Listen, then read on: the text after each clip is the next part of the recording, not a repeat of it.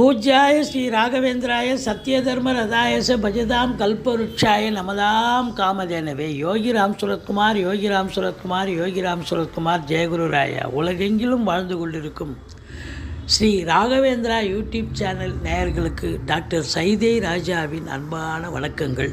நாம் இப்பொழுது இந்த எபிசோடில் வார ராசி பலன்கள் வாக்கிய பஞ்சாங்க அடிப்படையில் 18/3/2024 முதல் 24/3/2024 வரைக்கும் உள்ளடக்கிய நாட்களுக்கு கிரகங்கள் ஒவ்வொரு ராசிக்கும் எப்பேற்பட்ட பலன்கள் வழங்கப் போகிறது என்பதை பார்க்கலாம் வாங்க. இந்த வாரம் முழுவதும் வளர்பிறை நாட்களே 24/3/2024 பௌர்ணமி தேதி வருகிறது. மகர ராசி காலபுருஷனுக்கு 10வது ராசி. உத்திராடம் 2, 3, 4 பாதங்கள், திருவோணம், அவிட்டம் 1, 2 பாதங்கள் உள்ளடக்கியது. சனி பகவான் ஆட்சி பெறும் வீடு. இப்பொழுது சனி பகவான் கும்பத்தில் ஆட்சி பீடம் மற்றும் மூல திரிகோணத்தில் இருக்கிறார். இந்த மகர ராசிக்கு 7.5 சனி போயிட்டுருக்கு. எல்லாத்துக்கும் ராசிநாதன் ராசியில் வந்தால் சிறப்புன்னு சொல்லுவாங்க. ஆனால் இந்த மகர கும்ப ராசிகளுக்கும் சிறப்பு தான். என்ன அடிஷனலாக 7.5 சனியை கமிட் ஆகிடும்.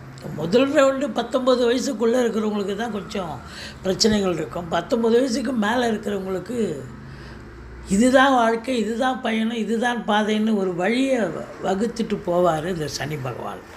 அப்போது நீங்கள் சங்கடம் தீர்க்கும் சனி பகவானை மங்களம் பொங்க மனமொய் தருள்வாய் சச்சரவின்றி சனீஸ்வர தேவை இச்சகம் வாழ்க இன்னருள் தாத்தா. இந்த சுலோகத்தை சொல்லுங்கள். எள்ளெண்ணெய் தீபம் சனீஸ்வர பகவானுக்கு இட்டுட்டு வாங்க சனிக்கிழமை தோறும். மற்றபடி தலைக்கு வர்றது தலைப்பாயிட போகும். பல வரவு சிறப்பாக இருக்கும்.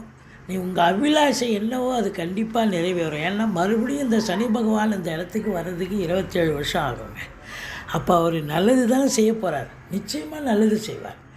அதுவும் 2ஆம் இடத்துல இருக்கார். குடும்பத்தை அமைப்பார். குடும்பத்தில் பொருளாதார மேன்மை இருக்கும், குடும்ப மேன்மை இருக்கும். ஆனால் கொடுக்கல் வாங்கல் செய்யக்கூடாது. குடும்பத்தில் சண்டை சச்சரவுகள் வரும். எச்சரிக்கையாக இருக்கணும். மற்றபடி உங்களுக்கு 3ஆம் இடத்துல ராகு இருக்குது. கொடுத்து வைக்கணுங்க. இளைய சகோதர பாவம். அதாவது 3ஆம் இடத்துல ராகு இருந்தால் அதாவது உபஜயஸ்தானம் சொல்லக்கூடிய இடம் இல்லையா. அதனால் அற்புதமான ஒரு பலன். ராகுக்கு 3ஆம் இடத்துல ஸ்தான பலமாகி போகுது. அப்போ அற்புதமான பலன்களை வாரி வழங்குவார். உங்களை பொறுத்தவரையிலையும் தொழில் ரீதியாக, உத்தியோக ரீதியாக, இல்லை எந்த ஒரு முயற்சி எடுத்தாலும் அந்த முயற்சி திருவினையாக்கும் அப்படின்னு சொல்லலாம். ரொம்ப சிறப்பு. ஆனாலும் கூட 8ஆம் இடத்து அதிபதி 3ஆம் இடத்துல இருக்கார். மற்றபடி இளைய சகோதரிகளுக்கு உங்களுக்கும் கொஞ்சம் பிரச்சனைகள் வரும். கருத்து வேறுபாடு வரும். விட்டு கொடுத்து போங்க. மற்றபடி 4இல் குரு பகவான் மாத்திருஸ்தானம். தாய் வழி சொந்தங்களால் அனுகூலம். வண்டி வாகனங்களை வச்சு பொழப்பு நடத்தக்கூடியவர்களுக்கு நல்ல சவாரி கிடச்சி நல்ல சம்பாத்தியத்தை பார்க்க போகிறீங்க. ஒரு சிலர் பார்த்திங்கன்னு சொன்னால் அசையா சொத்துக்கள் மூலம் வருமானம் கிடைக்கும். வண்டி வாகனங்களால் ஆதாயம் கிடைக்கும். ஒரு சிலர் பழைய வண்டி விற்றுட்டு புதுசு வாங்கலாம். இல்லை புதுசே 2 வீலரோ 4 வீலரோ வாங்கக்கூடிய அமைப்பு ஏற்படும். சொத்து பத்துக்களில் இன்வெஸ்ட் பண்ணுவீங்க. ஃப்ளாட் ப்ரமோட்டர்ஸ், பில்டர்ஸ், கட்டிடக் கலைஞர்கள், இடம் வாங்கி விற்கக்கூடிய அன்பர்கள், செங்கல், மணல், ஜல்லி, ஹார்ட்வேர்ஸ் போன்ற பிரிவில் பணிபுரிபவர்கள், விவசாயம் சார்ந்த துறையில் பணியாற்றுபவர்கள், அத்துணை பேர்களுக்கும் அற்புதமான ஒரு காலகட்டம்.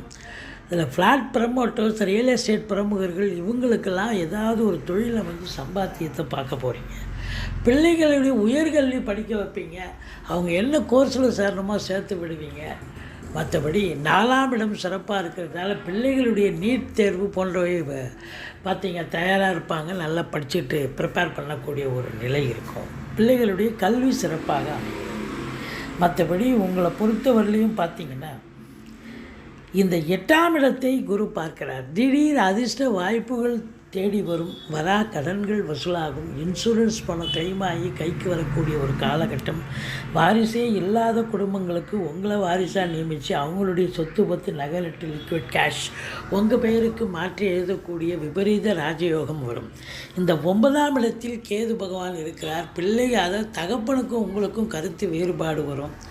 மற்றபடி வெளியூர் வெளி மாநிலம் செல்லவிருக்கும் அன்பர்கள் உங்களுடைய தஸ்தாவேஜுக்களை சரிவர எடுத்து செல்லுங்கள். ஆன்மீகத்தில் நாட்டம் அதிகரிக்கும். பிள்ளையாரை வழிபாடு செய்யுங்கள். எந்த ஒரு சின்ன பிரச்சனையாக இருந்தாலும் ஓரளவுக்கு அது தலைக்கு வர்றது தலைப்பாயோட போகும். மற்றபடி 10ஆம் இடம் குரு பார்வையில் இருப்பது என்பது மாபெரும் சிறப்பு. கேட்குற இடத்துல கடனை வாங்கி தொழிலில் போடுங்க, தொழில் அபிவிருத்தியாகும். வங்கிகள், தனியார் துறை போன்ற அரசின் மூலமாகவோ கூட கடனை வாங்கி தொழிலில் போடுங்க. தொழில் இம்ப்ரூவ்மெண்ட்டு, இன்னொரு பிரான்ச்சு ஓப்பன் பண்ணலாம், இல்லை தொழிலை விரிவாக்கம் பண்ணலாம். எவ்வளோக்கு எவ்வளோ இன்புட்டு போடுறீங்களோ அவ்வளோக்கு எவ்வளோ அவுட்புட்டு கண்டிப்பாக கிடைக்கும். நல்ல சம்பாத்தியத்தை பார்க்க போகிறீங்க. அரசு உத்தியோகம், தனியார் துறையில் இருக்கிறவங்களுக்கெல்லாம் சலுகைகள் கிடைக்கும். சம்பாத்தியம் சந்தோஷமாக இருக்கும். மற்றபடி குறைவொன்றும் இல்லை. அதாவது தொழிலில் மேன்மை, உத்தியோகத்தில் மேன்மை. உத்தியோகத்தில் எந்த ஒரு பின் பாயிண்ட் பிரச்சனை இல்லாமல் ஒரு சுமூகமாக சந்தோஷமாக வேலை பார்ப்பீங்க. உத்தியோகத்திலையும் சரி, தொழிலையும் அப்படித்தான் இருக்கும். மற்றபடி 11ஆம் இடத்தை சனி பகவான் பார்க்கறதால மூத்த சகோதரர்களுக்கும் உங்களுக்கும் கருத்து வேறுபாடு வரும். கொஞ்சம் விட்டு கொடுத்து போங்க. மற்றபடி குறை ஒன்றும் இல்லை. 12ஆம் இடம் குரு பார்வையில் இருப்பதால் உங்களை பொறுத்தவரையிலையும் செலவினங்கள் ஏற்பட்ட போதிலும் சுப செலவுகளே ஏற்படும். இந்த மகர ராசிக்கு 22, 23, 24 சந்திராஷ்டம நாட்கள் வர இருப்பதால் எச்சரிக்கையோடு இருங்க. இரவு பிரயாணத்தை தவிர்த்து கொள்ளுங்கள். வண்டி வாகனங்களில் செல்லாதீர்கள். புதிய ப்ராஜெக்ட் எதுவும் பண்ணாதீங்க. மற்றபடி பாருங்கள், 10ஆம் இடம் சிறப்பாக இருக்குதுன்னு சொன்னால் அப்போ நல்ல பண வருவாய், பொருள் வருவாய் இருக்கும். ஆனால் அதை நீங்கள் சேமித்து வைக்கணும். இல்லை கொடுக்கல் வாங்கல் வச்சுக்கக்கூடாதுன்னு நம்ம சொல்கிறோம்.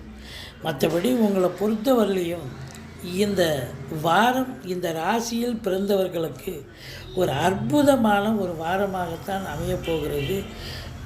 பேசுவதில் கொஞ்சம் எச்சரிக்கை தேவை. பூர்வீகத்தில் கூட நல்ல தகவல் வரப்போகிறது. ஒரு சிலர் பூர்வீகத்தில் இடம் வாங்க, இடம் விற்க, இல்லை தோட்டம் துறவு வாங்க, வீடு ஆல்ட்ரேஷன் பண்ண, இப்படி ஏதாவது ஒரு வேலையை எடுத்துக்கிட்டு போவீங்க. நல்லபடியாக நடக்கும். கேது பகவானை அதாவது கேதுவுக்கு பிள்ளையாரை வழிபாடு செய்யுங்கள். மற்றபடி ஈஸ்வரனை போற்றுங்கள். வாழ்க்கை வளமோடும் நலமோடும் அமையப்போகிறது. எங்களுடைய வீடியோ பிடிச்சிருந்தால் லைக் பண்ணுங்கள், ஷேர் பண்ணுங்கள், சப்ஸ்கிரைப் பண்ணுங்கள். மறக்காமல் சப்ஸ்கிரைப் பண்ணுங்கள். நன்றி. வாழ்க வளமுடன்.